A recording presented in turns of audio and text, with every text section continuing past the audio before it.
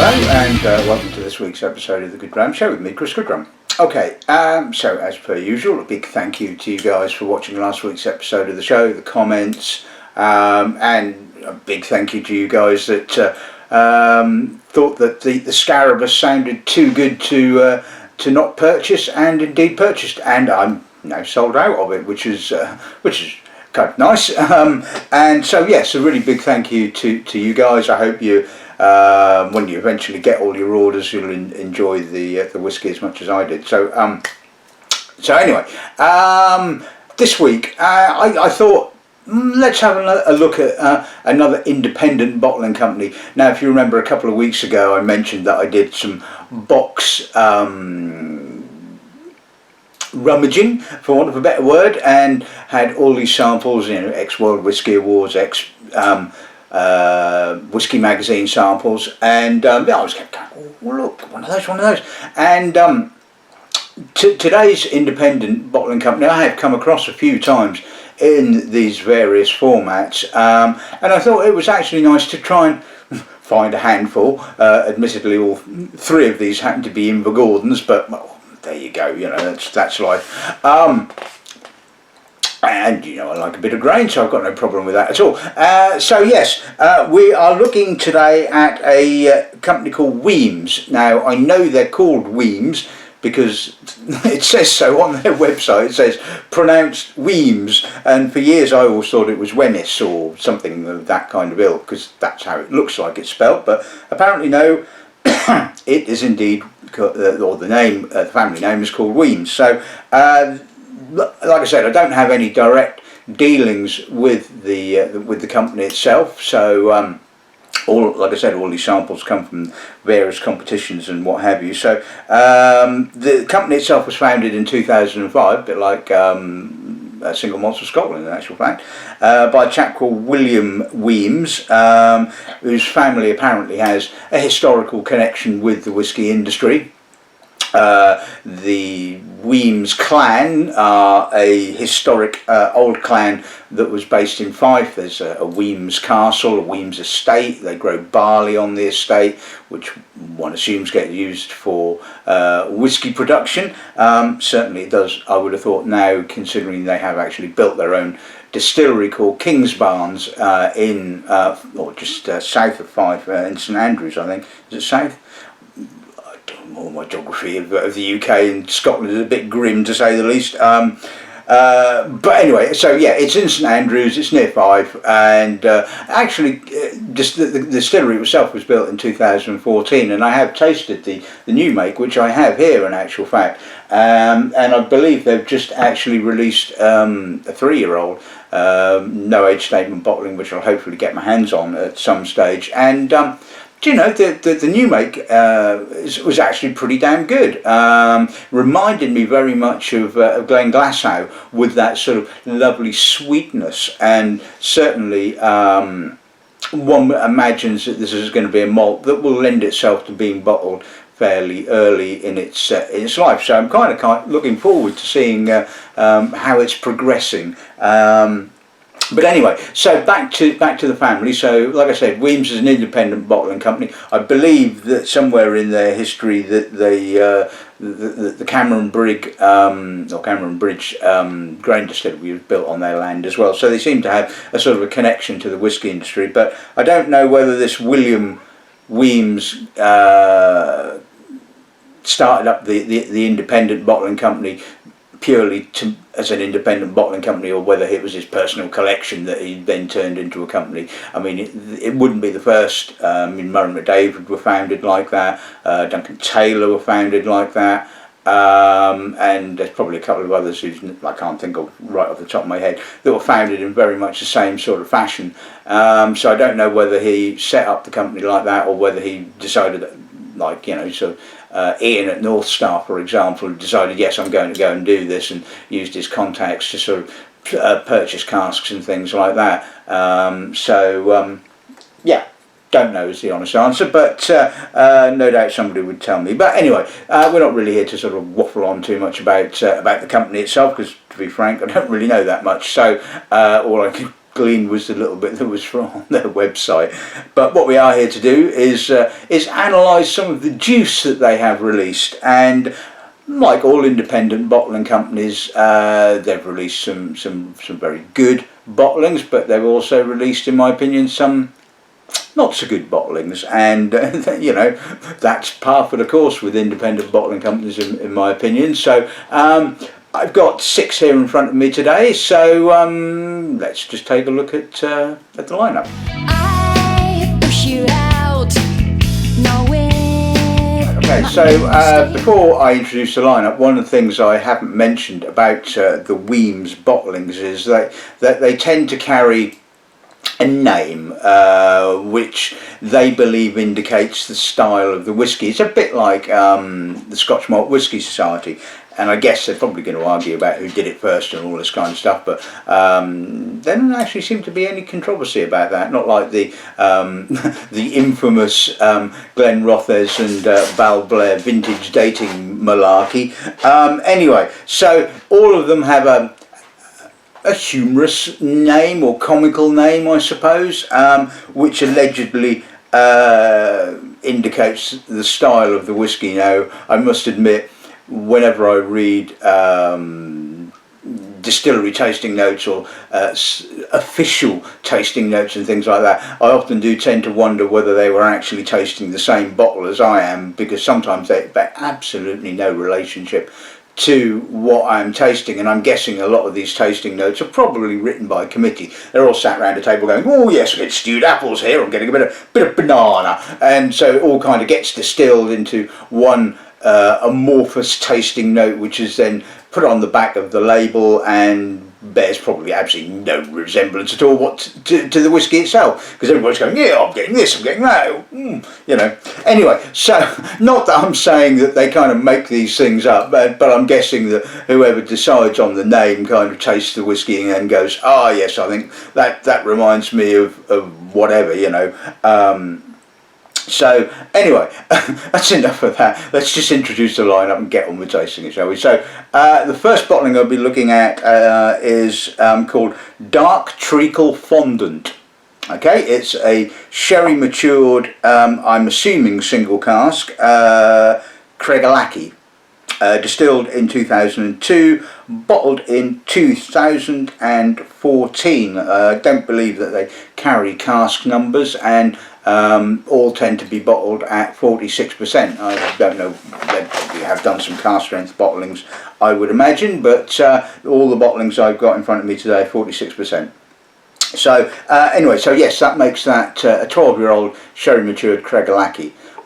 Bottling number 2 is called Oysters with Lemon Pearls. Interesting. It is a 26-year-old Bunnahabhain. It's a bourbon hoggy, distilled in 1988, bottled in 2014, and again bottled at 46%. Then we're going to move on to the first of the 3 Invergordons that I have. Yeah, I would like to have found a few more different samples, which I know that I've got knocking around somewhere, but unfortunately these all I had in these particular boxes, so they will have to do. This one's called Caribbean Cream. It's a 26-year-old Invergordon, a bourbon barrel, distilled in 1988 and bottled in 2014. Invergordon number 2 is this one called Frosted Molasses Tart. That's kind of, wonder if it does actually resemble Frosted Molasses Tart. It's a sherry butt, again distilled in 1988, bottled in 2016 this time, and it's 28 years old. And the final Invergordon, again it's another sherry butt, and this one is called Autumn Pecan Pie. So I'm expecting lots of pecan nuttiness, one would assume. It is again another, like I said, a sherry butt, distilled in 1988, bottled in 2016, and it is 27 years old. And finally, we're looking at one of their vatted malts. They do a number, I think they do a couple of ranges of vatted malts, which is kind of like their core range, a bit like sort of some of the other independents. And I think they do things like Spice King and there's a couple of other ones whose name eludes me. This one I think was a limited edition called Kiln Embers. So vatted Isla, one imagines, bottle at 46%, doesn't carry an age statement, but always nice to finish off with a little bit of peat, isn't there? So yeah, there you go. That's the lineup. Hopefully this will be interesting. So let's kick off with the bit of dark treacle fondant then.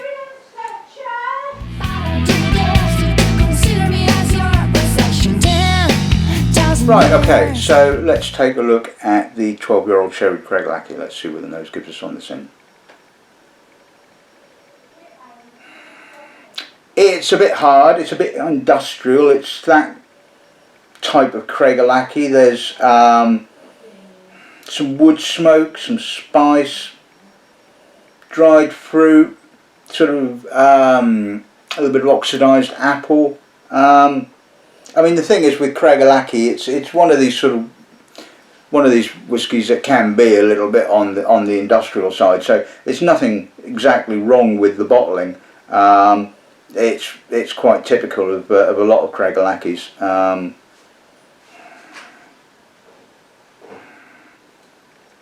The oak, or the sherry oak, is certainly coming through more with time, which partly isn't a bad thing, because it is, like I said, kind of covering up the industrial character of the malt, but it's still got that sort of hard edginess to it, which I'm guessing some people kind of like, and I suppose you could argue that the balance is actually quite good, because you know, you've got the sort of soft richness of the sherry, and then you've got this edginess in the background. So like I said, in one manner it works, and in another it doesn't, if you see what I mean. Anyway, let's see what the palate's like.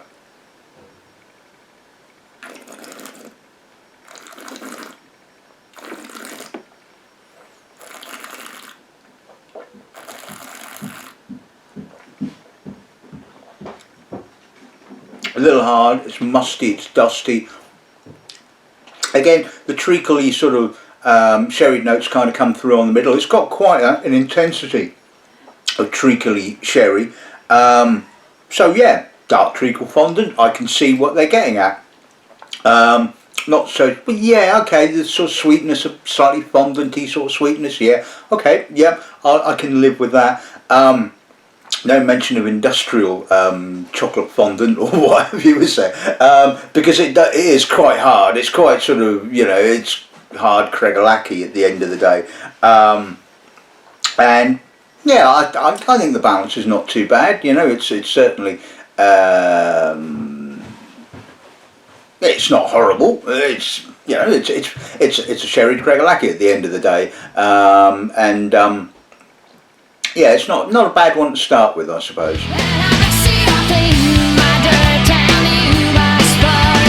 Right, on to the 26-year-old Bunnahabhain. So this is a bourbon hoggy, and it is called Oysters with Lemon Pearls.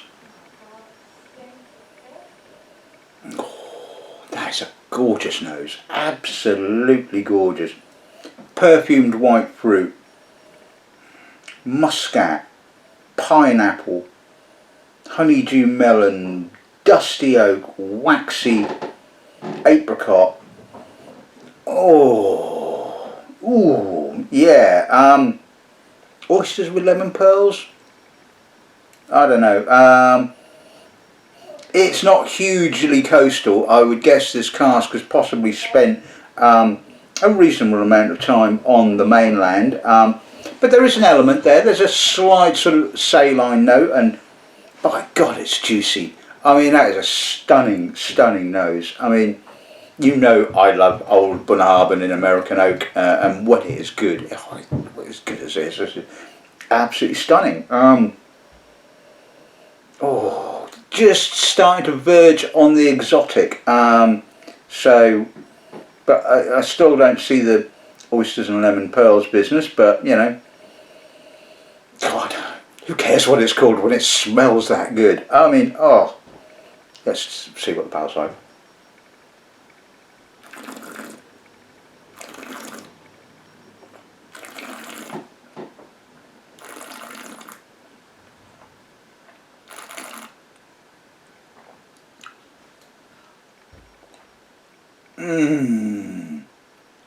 There you go, that's my tasting note. Oh my god, that is incredibly good. I mean, that is luscious. Barley, mature fruit, apricot, melon, pineapple, touch of salt, touch of dusty oak, honey. Oh, the honey. I mean, oh, it's just oh, just incredible length. I mean, it really lingers. It's soft, it's smooth, it is absolutely sublime. I can imagine this probably wasn't cheap when it was released, but oh,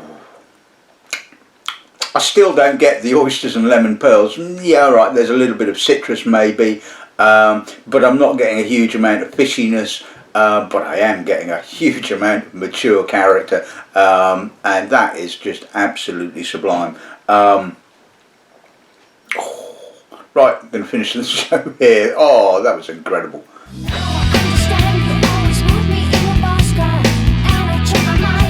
Okay, so let's move on to the first of the 3 Invergordon bottlings. This is the Caribbean Cream. It's 26 years old. Let's see what the nose gives us. Oak.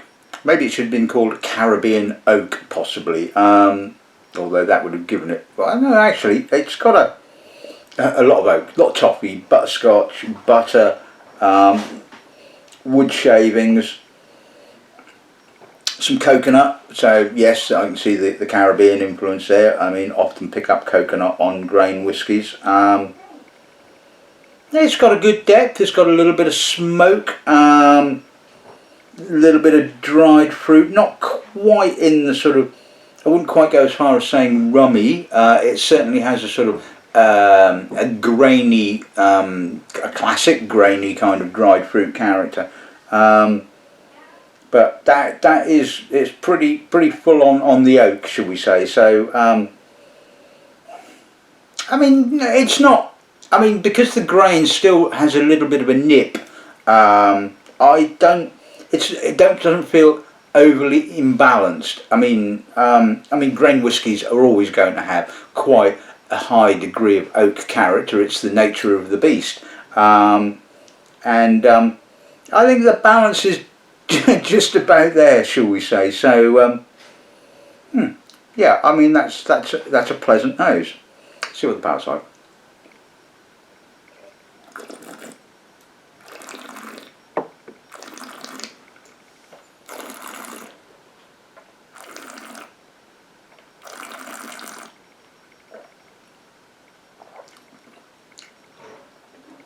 Actually, less oak on the palate. I'm getting a lot more spirit character, getting more dried fruit.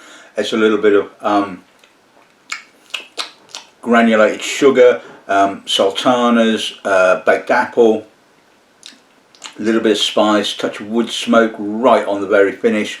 Has a lovely vibrancy. Has that nip. Some nice spices. You know, it's got a nice finish, a nice mouthfeel. Yeah, I mean, that's not a bad grain at all, I don't think. I'm quite surprised that it didn't show as much oak on the palate as it did on the nose, but then these things often have a tendency to happen. I don't think that's particularly compromised. In actual fact, I think that's really quite pleasant. So yeah, not a bad one.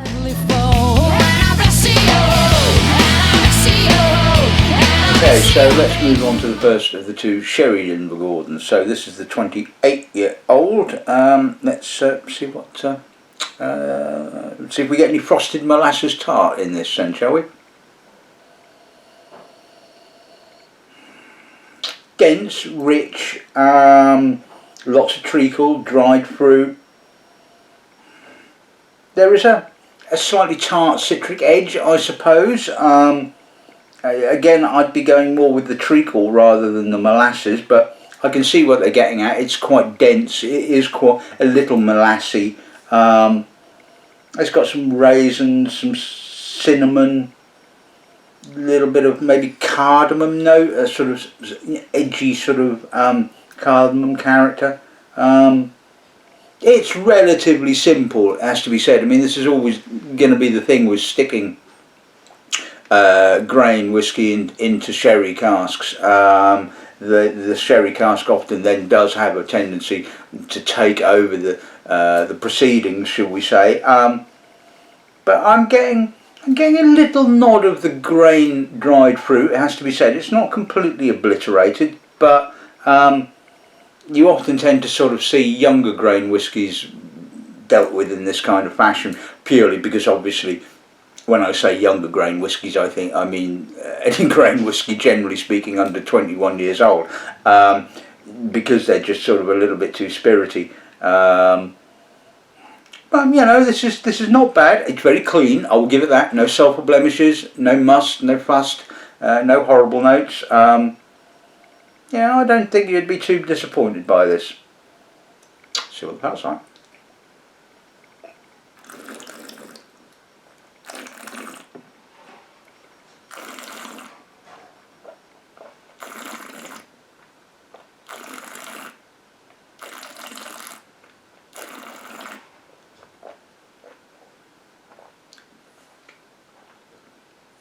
Now the grain does just make it a very brief appearance right on the very end when you get that almost blink and you miss it kind of moment.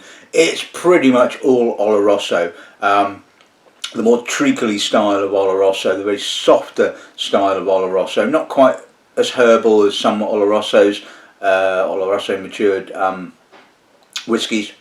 I certainly don't think it's a PX cask. I'm pretty certain it's an Oloroso, but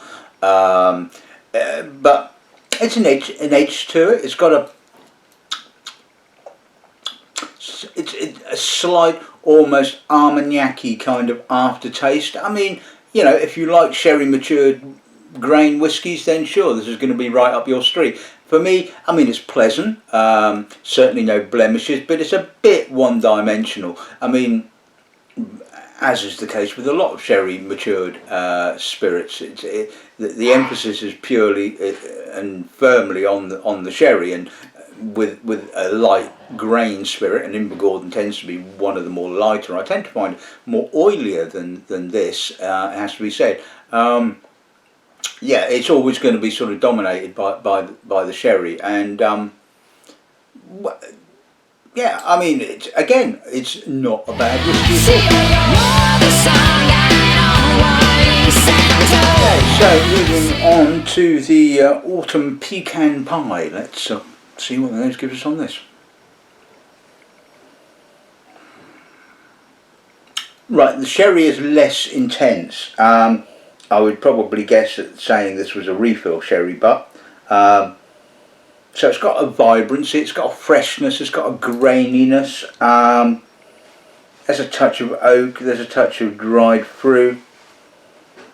Yeah, okay, I think maybe using the word pecan is possibly stretching it a little. I get a little bit of nuttiness, yes.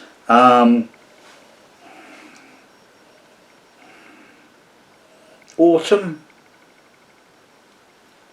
possibly. Again, I mean, it's all very, very subjective, this kind of naming whiskey malarkey, isn't it, really, at the end of the day. It's a bit straightforward. It's probably less straightforward. No, it's more straightforward than the previous bottling, but then the previous bottling had more obvious sherry character. This is a lot more, like I said, more like a refill sherry character, and it's quite mellow, it's pleasant, it's, you know, and this is often the thing with grain whiskies, they do have a tendency to be a little bit simple. Again, it's the nature of the beast. But, you know, it's not a bad whiskey at all, you know. I mean, I would have thought that, well, 20-something odd year old grain is probably going to be, well, I would have thought, at least in the sort of like, you know, about 120 quid. And is it worth 120 quid? Probably not. But even so, I suppose, you know, when you think about it, 27-year-old grain for 120 quid, 27-year-old malt, you're probably looking at what, more like 190, 200 quid possibly. So, you know, the maths kind of stack up, but, you know, I think Anyway, let's see what the pal's like.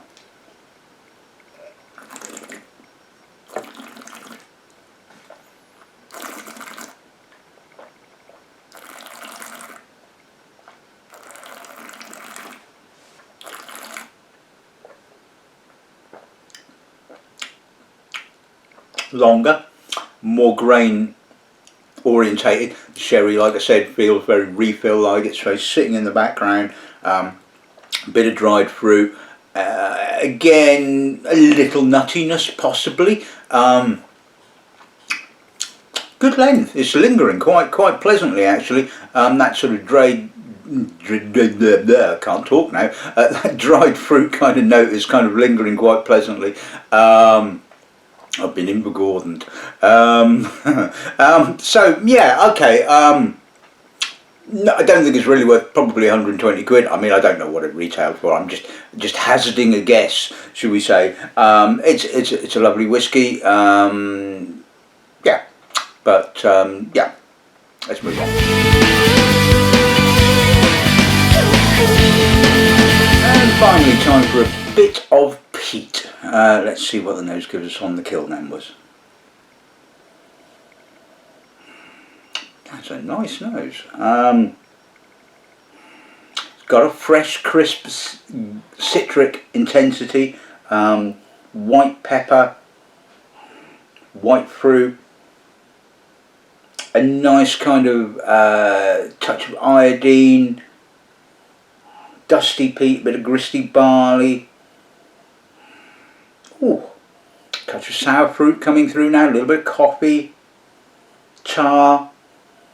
Do you know what? That is got a lovely complexity. I mean, I would guess that this blend, or this vatting, has probably been built around Craigellachie. It certainly has that slightly old schooly Craigellachie freshness. There feels like there's a bit of Bamor in there.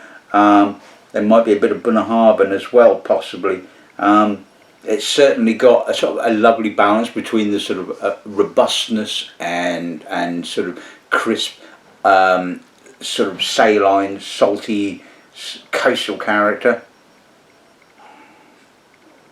You know what? I really like that. I think that's very impressive. It's not hugely peated. It's got enough smoke. It's got enough Isla character. It's got a lovely intensity. And I don't think you would be too disappointed if you were handed a bottle of this. I mean, I certainly wouldn't be. See what it smells like.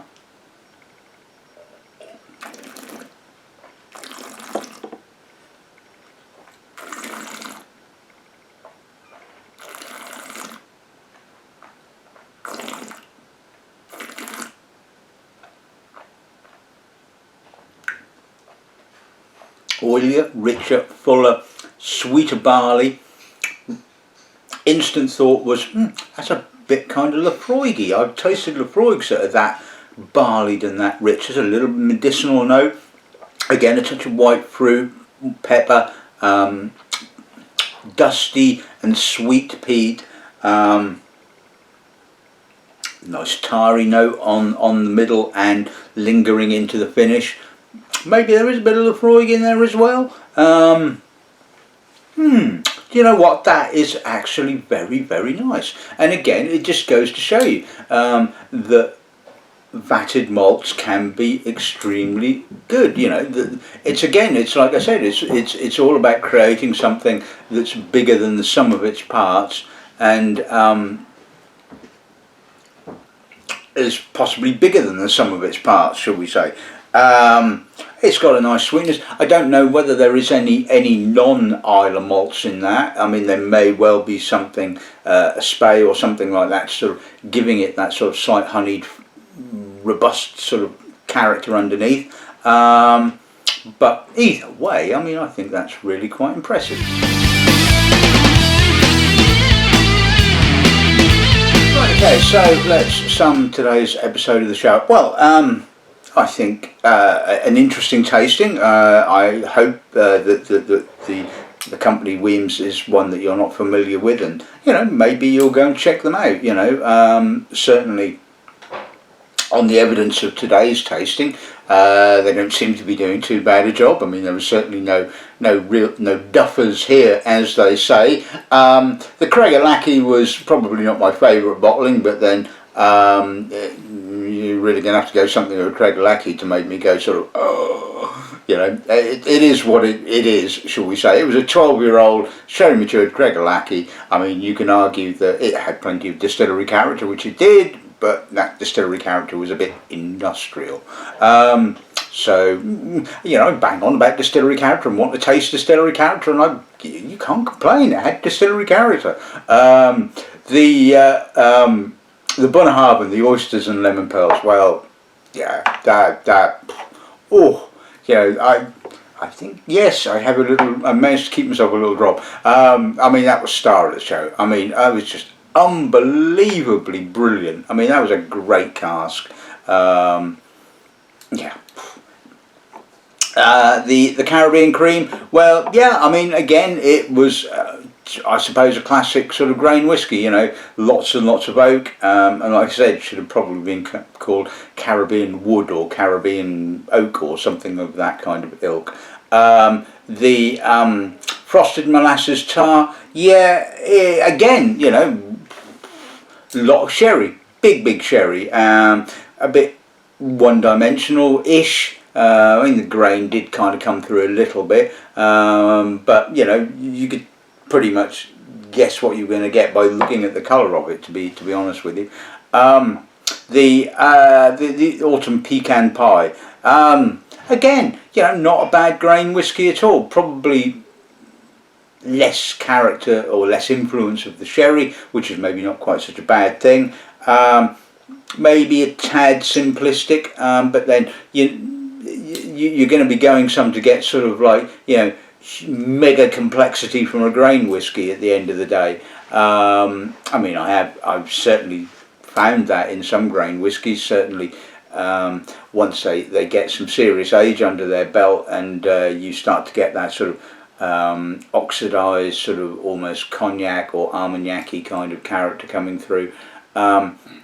They can be very impressive, and you know, these three Invergordons weren't bad at all.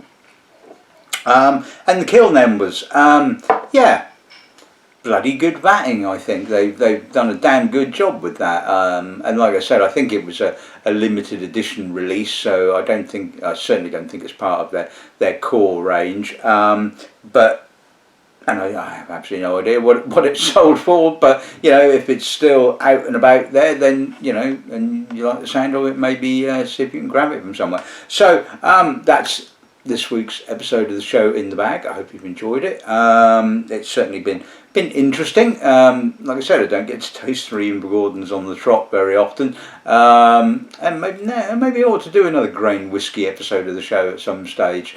Although I seem to have quite a few up my sleeve. And talking of up my sleeve, before I go, well, there's nothing up my sleeve. My own bottling, it's coming along nicely. It's been bottled. The label's been printed. The label's been put on the bottle. I'm guessing that the bottle's been put into boxes by now, and hopefully I should be receiving said bottles, I would guess, probably in the next couple of weeks. So we're looking at possibly the beginning of October, so I will be doing an episode of the show on it,